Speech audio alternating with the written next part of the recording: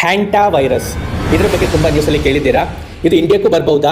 ಇಂಡಿಯಾದಲ್ಲೂ lockdown ಆಗುವ chances ಇದೆಯಾ? Covid ಥರ ಪರಿಸ್ಥಿತಿ ಪುನಃ ಬರ್ಬಹುದಾ? ಮಕ್ಕಳಲ್ಲಿ ಇದರ ಲಕ್ಷಣಗಳೇನು? ಇದೆಲ್ಲ ಹೇಳ್ತೇನೆ, ಈ ರೀಲನ್ನು ಸೇವ್ ಮಾಡಿ. ಹ್ಯಾಂಟಾ ವೈರಸ್ನ ಕೇಸ್ ರೀಸೆಂಟ್ಲಾಗಿ MV ಹೊಂಡ್ಯಸ್ ಎಂಬ ಶಿಪ್ ಸೌತ್ ಅಮೆರಿಕದಿಂದ ಅಂಟಾರ್ಟಿಕಾಗೆ ಹೋಗುವ ಎಕ್ಸ್ಪೆಡಿಷನ್, ಅದರಲ್ಲಿ ಕೆಲವರಿಗೆ ಹ್ಯಾಂಟಾ ವೈರಸ್ ಇನ್ಫೆಕ್ಷನ್ ಆಗಿತ್ತು. ಸಾಧಾರಣವಾಗಿ ಹ್ಯಾಂಟಾ ವೈರಸ್ ಇಲಿಗಳಿಂದ ಮನುಷ್ಯರಿಗೆ ಸ್ಪ್ರೆಡ್ ಆಗುವಂಥ ಡಿಸೀಸ್, ಬಟ್ ಇಲ್ಲಿ ಮನುಷ್ಯರಿಂದ ಮನುಷ್ಯರಿಗೆ ಹರಡಿತ್ತು. ಇದರ ಕಾರಣ Andes strain of hanta virus. ಸಾಧಾರಣವಾಗಿ ಹ್ಯಾಂಟಾ ವೈರಸ್ ಅಲ್ಲಿ ಸಿಂಪ್ಟಮ್ಸ್ ಏನಂದ್ರೆ ನಿಮೋನಿಯಾ ಥರ ಸಿಂಪ್ಟಮ್ಸ್ ಬರ್ಬೋದು, ಬ್ಲೀಡಿಂಗ್ ಬರ್ಬೋದು, ಪಲ್ಮನರಿ ಸಿಂಡ್ರೋಮ್ ಅಂತ ಹೇಳ್ತೇವೆ.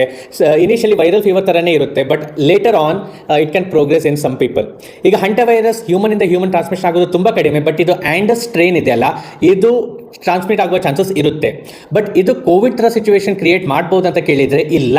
ಯಾಕೆಂದರೆ ಕೋವಿಡಲ್ಲಿ ನಾವು R0 ವ್ಯಾಲ್ಯೂ ಅಂತ ಹೇಳ್ತೇವೆ. R0 ವ್ಯಾಲ್ಯೂ ಅಂದರೆ ಒಬ್ಬ ಮನುಷ್ಯನಿಂದ ಇನ್ನೊಬ್ಬ ಮನುಷ್ಯನಿಗೆ ಎಷ್ಟು ಸ್ಪ್ರೆಡ್ ಆಗುವ ಚಾನ್ಸಸ್ ಇರುತ್ತೆ. ಕೋವಿಡಲ್ಲಿ ಇದು 2 to 3 ಇತ್ತು R0 ವ್ಯಾಲ್ಯೂ.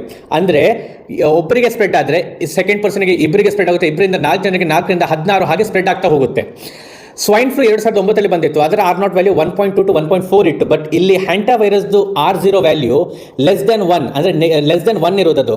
ಅಂದರೆ ಒಬ್ಬರಿಂದ ಇನ್ನೊಬ್ಬರಿಗೆ ಸ್ಪ್ರೆಡ್ ಆಗುವ, ಟ್ರಾನ್ಸ್ಮಿಟ್ ಆಗುವ ಚಾನ್ಸಸ್ ತುಂಬ ಕಡಿಮೆ. ಸೊ ಇದು ಕೋವಿಡ್ ಥರ ಲಾಕ್ಡೌನ್ ಮಾಡೋದಿಲ್ಲ.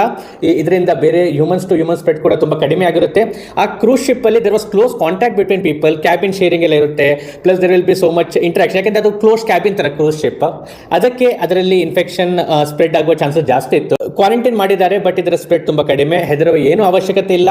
ಮಕ್ಕಳಲ್ಲಿ ಕೂಡ ಇದರ ಈ ತನಕ ಕೇಸಸ್ ಯಾವುದು ಬಂದಿಲ್ಲ. So be careful and don't panic in such a situation. For such information, follow my channel.